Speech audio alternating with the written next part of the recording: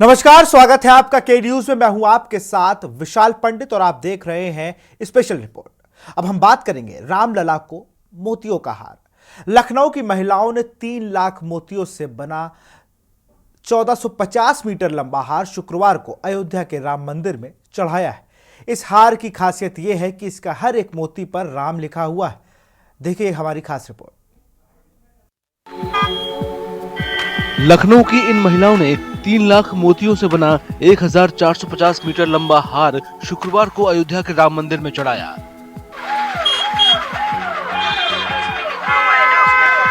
इस हार की खासियत ये है कि इसके हर एक मोती पर राम लिखा हुआ है। प्रभु श्री रामचंद्र जी के लिए माला बनाई गई है और ये भक्तों के भाव की माला है। ये जो लोग कुछ नहीं दे सकते हैं प्रभु को, उनके लिए बेसिकली ये माला बनाई गई है। एक एक मोती पे राम लिखवा के मैंने देश विदेशों से ये मोती लिए हैं, लोगों से ये बेसिकली मैंने लिए हैं मोती, और ये अब सारे मोती एक माला में पिरो के अभी प्रभु श्री रामचंद्र जी को अर्पित की जाएगी। इस माला की खासियत ये है कि इसको सबने मिलकर बहुत भाव से बनाया है। पहले ये काम बहुत असंभव लग रहा था, लेकिन भगवान श्री राम और हनुमान जी की मदद से ये माला तैयार हुई है। सबने इसमें श्रद्धा भाव से एक एक मोती पे राम लिखा है। किसी ने एक बार लिखा, किसी ने 2-2, 3-3 बार इस मोती पे राम नाम लिखा है, और उसके बाद सबने मिलजुल करके इसको बड़े श्रद्धा भाव से बनाया है। इस हार को बनाने में इस्तेमाल होने वाले मोतियों को देश और विदेश से लाया गया है और इसको बनाने में करीब 8 महीने लगे। बहुत अच्छा लग रहा है, आज तो बहुत ही अच्छा लग रहा है कि हम इतनी दूर से मतलब इस माला को लेके आए, जो 8 महीने 9 महीने से सब लगे हुए थे, और आज आके ये सारा हमारा काम पूरा हुआ है।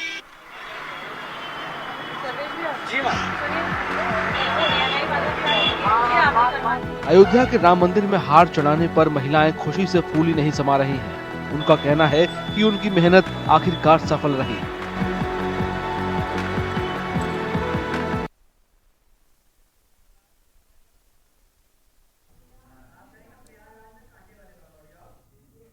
और अब बात करेंगे प्रयागराज में कांटे वाले बाबा। धर्म की नगरी प्रयागराज में संगम के तट पर लगे माघ मेले में वैसे तो देश के कोने कोने से हजारों की संख्या में संत महात्मा और दूसरे धर्माचार्य आए हुए हैं, लेकिन श्रद्धालुओं के बीच कांटों वाले बाबा का खास आकर्षण का केंद्र बना हुआ है। यह अनूठे बाबा कांटों के बिछौने पर ही सड़क पर किनारे लेटकर श्रद्धालुओं को दर्शन देते हैं और कड़कड़ाती ठंड में कंबल या रजाई ओढ़ने की बजाय कांटों से ही अपने बदन को ढके रहते हैं। देखिए हमारी खास रिपोर्ट। यूपी के प्रयागराज में मौनी अमावस्या के मौके पर कांटे वाले बाबा की तपस्या को देख लोग श्रद्धा से सिर झुका रहे हैं। जो भी उन्हें इस तरह मस्त मौला अंदाज में डमरू बजाते देखता है, दांतों तले उंगली दबा लेता है। कांटे वाले बाबा को देखा, हम लोगों को देखकर आश्चर्य हुआ कि ये कैसे लेटे हुए हैं, और भगवान की कृपा है कि ये इनका बहुत अच्छे हैं कि ये इतना पराक्रम इनके पास है कि ये इतना परिश्रम कर रहे हैं। स्नान करके देख रहे हैं कि कांटे वाले बाबा कांटों पे लेटे हुए हैं, और देखने पे बहुत आश्चर्य हो रहा है। अगर एक कांटा भी चुभता है तो बहुत तकलीफ होता है, और ये बाबा के पास कितना है कि अनेकों कांटों पे विश्राम कर रहे हैं, और ये बहुत बड़ी बात है जो देख के हमें अचंभव हुआ। बाबा का दावा है कि वो पिछले कई सालों से इस तरह तपस्या कर रहे हैं। तपस्या हम लोग हर साल करते हैं, तपस्या। गंगा माई की कृपा है कि हम लोग तपस्या करते हैं। गंगा माई हमको बाल बच्चा रक्षा करता है। कांटों पे लेट के आप तपस्या कर रहे हैं? हाँ, तपस्या करते हैं। कब से कर रहे हैं आप? आज कम से कम 10 साल हो गया है। बाबा को देखने आ रहे लोग उन्हें दान देकर उनका आशीर्वाद मांग रहे हैं।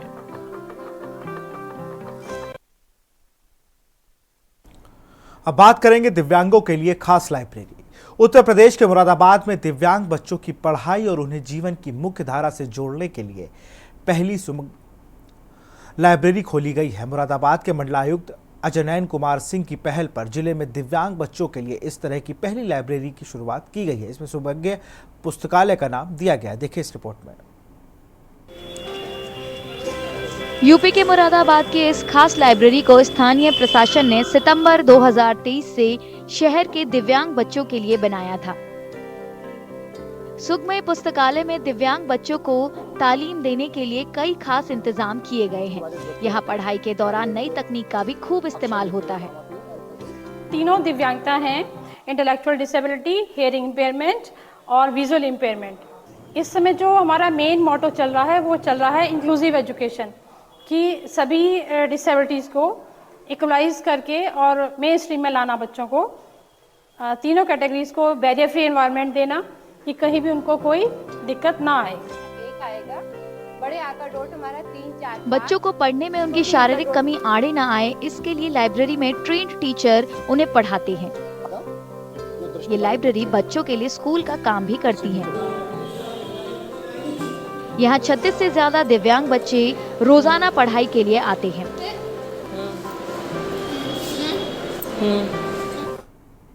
और अब बात करेंगे मरीजों के लिए QR कोड। जयपुर के SMS अस्पताल में मरीजों की समस्याएं जानने के लिए खास QR कोड लगाया गया है। बता दें कि साफ सफाई और सरकारी कामकाज को बढ़ावा देने के लिए राजस्थान के जयपुर में सवाई मानसिंह अस्पताल में हाई ट्रैफिक वाले इलाकों में QR कोड लगाए गए हैं। देखिए इस रिपोर्ट में।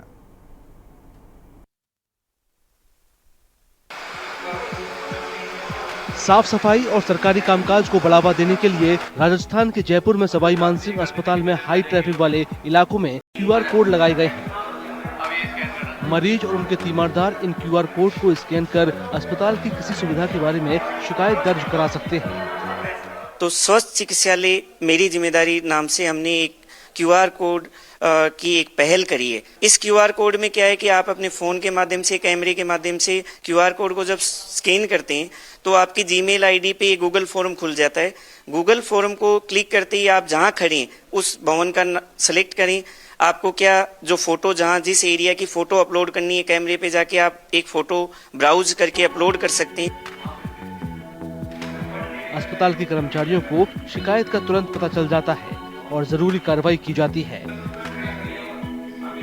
जो हमने एक नोडल सेंटर बनाए हैं, जैसे हमारी मैटर्न ऑफिस बांगड़ की और मुख्य भवन की 24/7 वर्किंग रहती है। वहाँ हमारे अधिकारी रहते हैं, नर्सिंग ऑफिसर्स रहते हैं, हमारे सुपरवाइजर स्टाफ रहता है। तो वो सारे लोग इसको देख सकेंगे।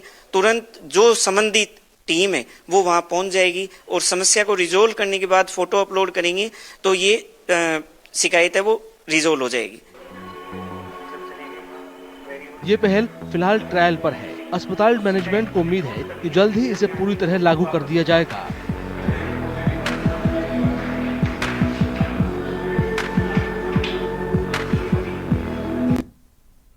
और अब बात करेंगे ट्रायल की कुश्ती। ओलंपिक क्वालिफायर और एशियाई चैंपियनशिप के लिए भारतीय कुश्ती टीम के ट्रायल 10 और 11 मार्च को पटियाला और सोनीपत में होंगे। खेलों की अस्थायी समिति ने शुक्रवार को यह जानकारी दी। देखिए इस रिपोर्ट में।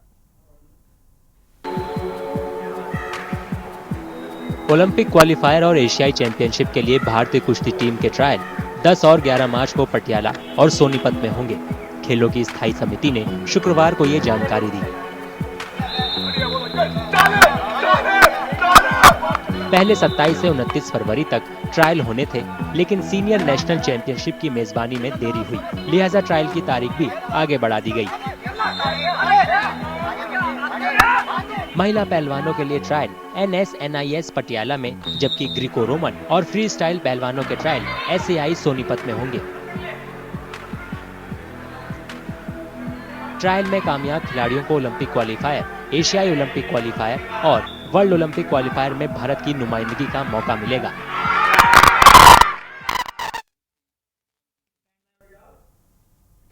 और अब बात खिलाड़ियों के लिए सप्लीमेंट जांच। खिलाड़ियों के लिए न्यूट्रिशन सप्लीमेंट की टेस्टिंग के लिए यह सेंटर ऑफ एक्सीलेंस गांधीनगर के राष्ट्रीय फॉरेंसिक साइंस यूनिवर्सिटी में स्थापित किया गया है। पेरिस ओलंपिक से पहले खिलाड़ियों को मिलावट वाले सप्लीमेंट के सेवन से बचाने के लिए मंत्रालय और नाडा ने इसकी स्थापना की है। देखिए इस रिपोर्ट में।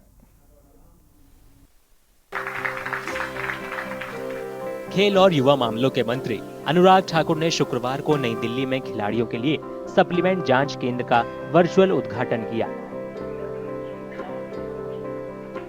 ये केंद्र national forensic science university Gandhinagar में है। केंद्र में अलग अलग सप्लीमेंट की जांच होगी ताकि ये सुनिश्चित हो सके कि उनमें ऐसा कोई पदार्थ ना हो जो वर्ल्ड एंटी डोपिंग एजेंसी में प्रतिबंधित है। अब न्यूट्रिशनल सप्लीमेंट की कोई सुविधा नहीं थी, उसकी जांच करने की अब वो भी बन गई है। तो इससे देश भर के जो जिम्स में अगर कहीं कोई खराब सप्लीमेंट्स मिलते हैं, पावर एनहांसर्स कुछ ऐसे मिलते हैं, तो उसको भी एक चेक किया जा सकता है, उसको भी तेजी लाई जाएगी। और दूसरी ओर खिलाड़ियों में जागरूकता फैलाने के लिए इस टेस्टिंग लेबोरेटरी का लाभ भी मिलेगा और अच्छे सप्लीमेंट उनको सही समय पे मिले वो भी होगा। केंद्र की प्रमुख डॉक्टर आस्था पांडे ने केंद्र के मकसद के बारे में विस्तार से बताया। There are more than 300 WADA prohibited substances which gets updated yearly basis, and therefore there is no such testing laboratory which is existing in the world. Our Center of Excellence will not only be assisting the manufacturers who are in India, but they will also be helping the manufacturers who are getting their products tested in some other country. They may also send their products to India. So it is a milestone achievement in itself for India. NFSU के campus director ने university में उपलब्ध सुविधाओं की जानकारी दी। So food testing center is available. So food testing center of our university and these supplement testing centers, both will work together. Third center of excellence in our university is narcotic drugs and drugs centers, actually NDBS, that is narcotic drugs and psychotropic substance center of excellence. So any narcotics items is available in your food or not, in water or any substance they are taking, consuming. So we are having center of excellence in narcotic drugs, center of excellence in food forensics and center of excellence in food supplement testing. ये केंद्र खेल मंत्रालय, forensic science university, Gandhinagar और food safety and standards authority of India ने मिलकर शुरू किया है।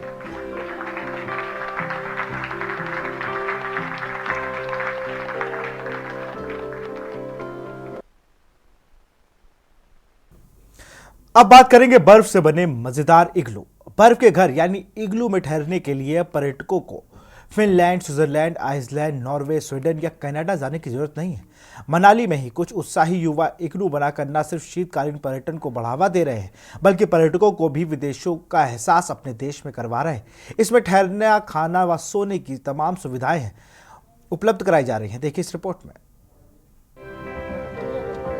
बर्फ से बने इन घरों को इग्लू कहा जाता है। इनके बारे में ज्यादातर लोगों ने किताबों में पढ़ा या फिर टीवी पर देखा है, लेकिन हिमाचल प्रदेश के मनाली में आप इन्हें असलियत में देख सकते हैं। यहाँ के एक मशहूर रिसोर्ट ने इग्लू में रहने का सपना सच कर दिखाया है। इग्लू तो बहुत ही अच्छा, मतलब इसके अंदर इतनी वार्मथ है, मतलब रात में भी हमें सोते टाइम इतना अच्छा लगा कि पता ही नहीं चल रहा था कि इतने स्नो, इतने माइनस टेम्परेचर में हम थे। और बहुत ही यूनिक कॉन्सेप्ट है। इससे पहले हम लोग सोचते थे, इग्लू किताबों में पढ़ते थे, पर पहली बार हमने यहाँ पर अपनी देखा, और जो अफोर्डेबल है, जहाँ पे हम लोग आके रह सकते हैं, बहुत ही अच्छा है। मैं रेगुलर फॉलो कर रहा था, कब बर्फबारी हो रही है उसी के अकॉर्डिंग मैंने प्लान किया था, और इग्लू स्टे जब भी इग्लू बनना शुरू हुए तो तुरंत यहाँ आ गया। इग्लू में रहने वाले सैलानी काफी खुश हैं। उनका कहना है कि बिना विदेश जाए इग्लू में रहना उन्हें काफी अच्छा लगा। सपना तो पूरा हो गया इग्लू में आके। ये तो एक ड्रीम था हम लोग का, जो इग्लू तो इंडिया में तो इग्लू बहुत ही कम रहता है, स्विट्जरलैंड में ऐसा देखते हैं हम लोग, बट अभी तो इग्लू इंडिया में होके बहुत ही मजा आया, पूरा ड्रीम फुलफिल हो गया हम लोग को। हम लोग को डाउट था कि इग्लू इस बार बन पाएगी या नहीं, तो यहाँ पे आके जो दिख रहा है कि इतना अच्छा बर्फबारी हुई है, और हम लोग का लक सच में अच्छा है कि इतना अच्छा इग्लू बना है और हम लोग इसमें रह पा रहे हैं। रुकने की इस अनोखी सेवा को 2 युवाओं ने 8 साल पहले शुरू किया था। फर्स्ट टाइम 2016 में ये स्टार्ट किया था कमर्शियली, मतलब टूरिस्ट के लिए रहने के लिए। देखिए इंडिया में इग्लू एक इसी एरिया में ही है और इंडिया में किसी भी कोने में नहीं है, तो विंटर टाइम में 2 या 2.5 महीने के लिए ही ये ऑपरेट करते हैं हम लोग। एक इग्लू को बनाने के लिए एवरेज देखा तो शायद 2 दिन 8-10 लोगों का टीम। बाकी टेम्परेचर और स्नो का कंडीशन डिपेंड करता है कि कैसा फेवरेबल है या नहीं है। बहुत लो टेम्परेचर होगा तो भी हम लोग इसको बनाना मिले हमारे लिए मुश्किल हो जाता है।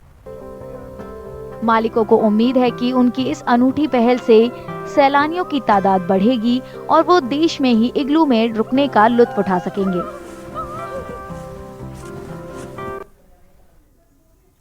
और अब बात करेंगे कुदरत बचाने का संदेश। इंस्टीट्यूट में एक अनोखी प्रदर्शनी लगी है। शीर्षक है critical zone in search of A common ground. प्रदर्शनी में धरती पर पाए जाने वाले सजीवों का एक दूसरे के साथ संबंध दिखाया गया है, साथ ही इन्हें बचाने के लिए लोगों में जागरूकता लाने की कोशिश की गई है। देखिए इस रिपोर्ट में।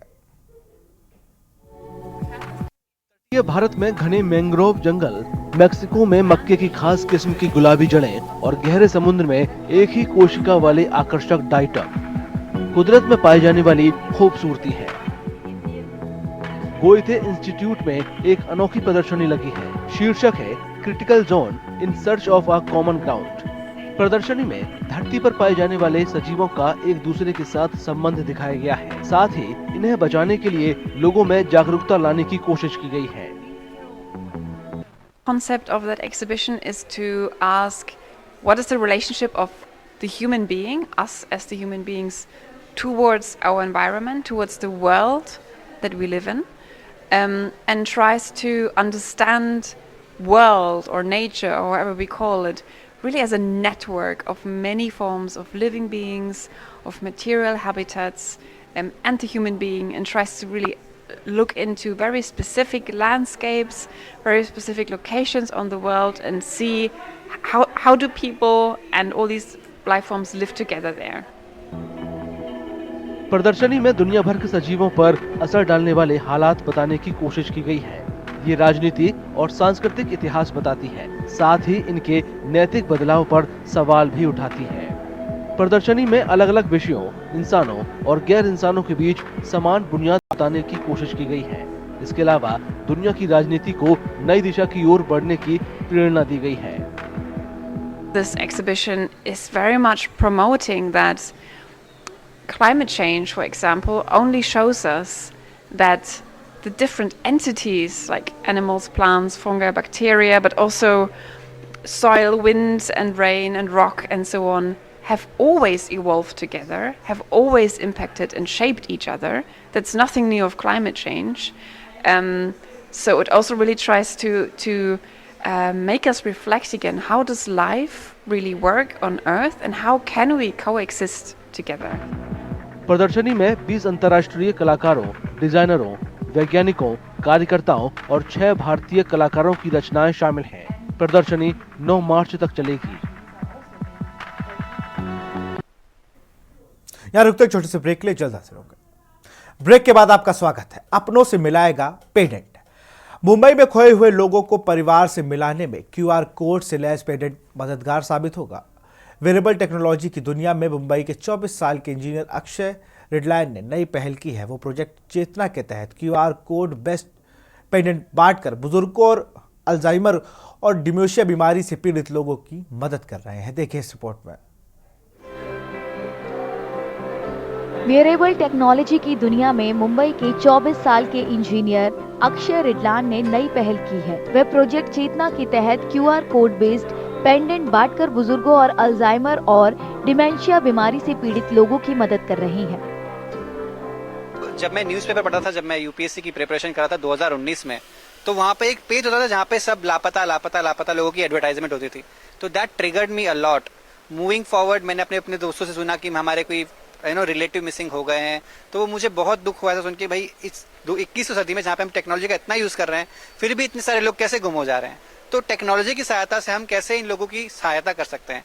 As a technology person, as a tech person, this is my responsibility to serve with to society with my expertise. Quick response code pendant बुजुर्गों और खासकर बच्चों को खो जाने पर घर का रास्ता ढूंढने में मदद करने के लिए डिजाइन किए गए हैं। People with dementia or Alzheimer, they face unique challenges every now and then.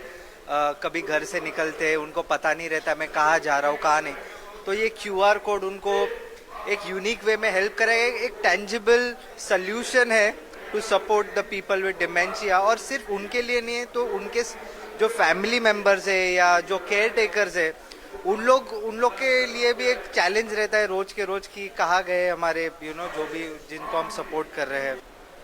Locket में स्लीक डिजाइन होता है जो एक धागे से बंधा होता है।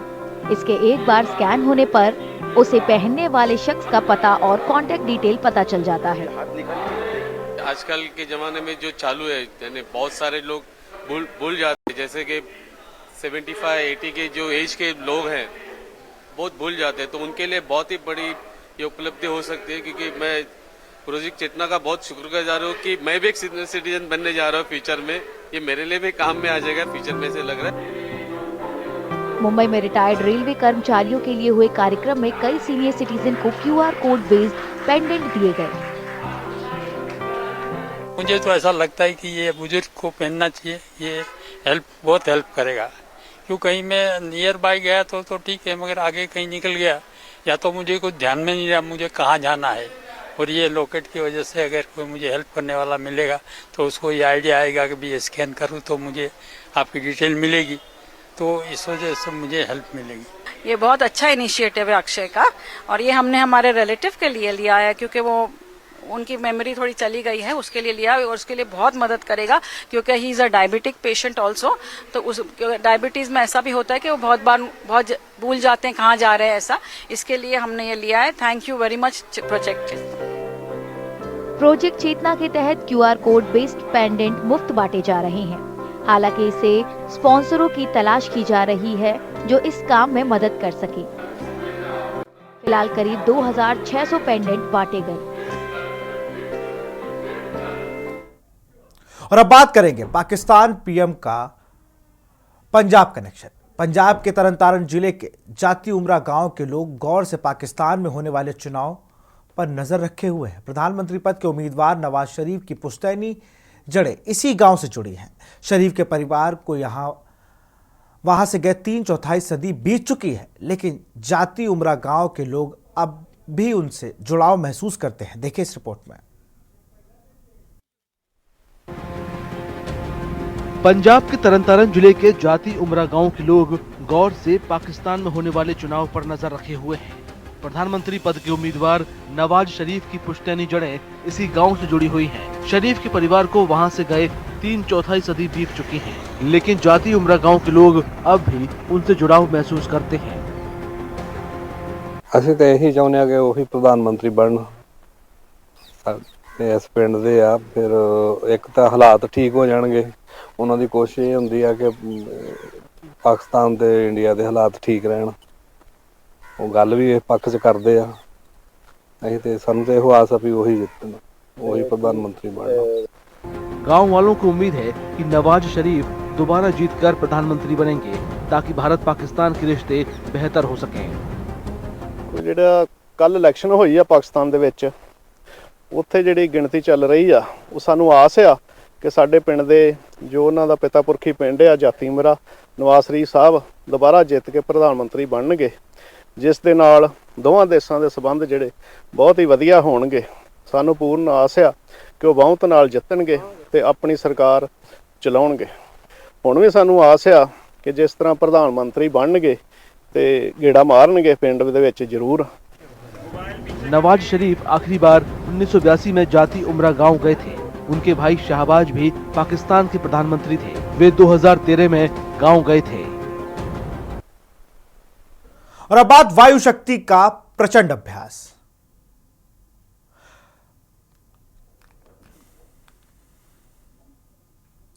भारतीय वायुसेना राजस्थान के पोखरण में फायरिंग रेंज में 17 फरवरी को वायु शक्ति अभ्यास करके अपनी युद्ध तथा प्रहार क्षमताओं को प्रदर्शित करेगी। इसमें कुल 77 लड़ाकू विमान, 41 हेलीकॉप्टर, 5 परिवहन विमान और 12 मानव रहित प्लेटफॉर्म भाग लेंगे। लड़ाकू विमान राफेल और प्रचंड हेलीकॉप्टर पहली बार देश के भीतर होने वाले अभ्यास में हिस्सा लेंगे। देखिए इस रिपोर्ट में। राजस्थान में जैसलमेर के पास पोखरण रेंज में 17 फरवरी को होने वाली वायु शक्ति एक्सरसाइज 2024 के लिए जोधपुर के एयरफोर्स स्टेशन पर तैयारियां जोरों पर हैं। एक्सरसाइज वायु शक्ति भारतीय वायुसेना की आक्रामक और रक्षात्मक क्षमताओं का दिलचस्प प्रदर्शन होगा। साथ ही इस दौरान भारतीय सेना के साथ ज्वाइंट ऑपरेशन की झलक भी पेश की जाएगी। इस साल इस एक्सरसाइज में स्वदेशी तेजस, प्रचंड और ध्रुव सहित 121 एयरक्राफ्ट हिस्सा लेंगे। इनके अलावा Rafale, Mirage 2000, Sukhoi 30 MKI, Jaguar, Hawk, C-130J, Chinook, Apache और Mi-17 एयरक्राफ्ट भी एक्सरसाइज में शामिल होंगे। वायु शक्ति 2024 is a major Indian Air Force exercise which is conducted over Pokhran range. In this Indian Air Force showcase their prowess as far as the weapon delivery is concerned. A number of aircraft are participating in this. Indigenous aircraft, LCH, Tejas, some of the other aircraft like the Su-30 MKI, Rafale, Jaguars, they are all participating in this exercise. Rafale fighter jet का इस्तेमाल भारतीय वायुसेना की तरफ से इस साल पहली बार वायु शक्ति एक्सरसाइज में किया जा रहा है। Rafale is a multi-role aircraft, just like any other aircraft like the Su-30 MKI. It has huge capability, and Indian Air Force is benefited by the induction of this aircraft. वायु शक्ति exercise भारतीय वायुसेना की लंबी दूरी और बेहतर क्षमता के साथ साथ पारंपरिक हथियारों को सटीक, सही वक्त पर और कई एयरपोर्ट से ऑपरेट करते हुए घातक असर के साथ डिलीवर करने की क्षमता दिखाने का बेहतरीन मौका है। इस एक्सरसाइज के दौरान गरुड़ और भारतीय सेना के एलिमेंट शामिल कर भारतीय वायुसेना के ट्रांसपोर्ट और हेलीकॉप्टर बेड़े के स्पेशल ऑपरेशनों की झलक पेश की जाएगी।